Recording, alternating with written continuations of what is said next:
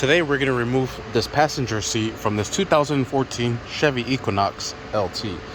Alright, first thing we're going to be needing is a Torx 50 for a ratchet and a Torx 30 to be able to undo the seat belt from here.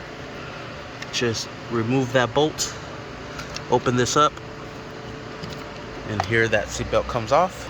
Crazy that they have your life hanging on by a piece of cable.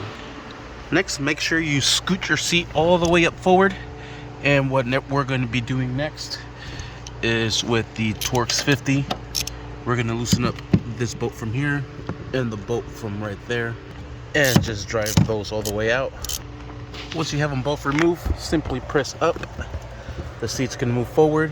We're going to undo this pigtail here.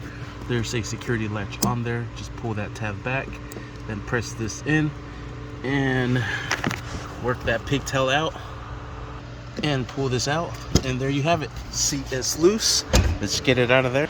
All right, seat's nice and loose, so all we have to do is just pick it up and bring it out just like so.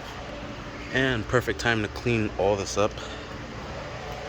And we're gonna pressure wash the seat. Sweet, thank you for watching. Please like and subscribe.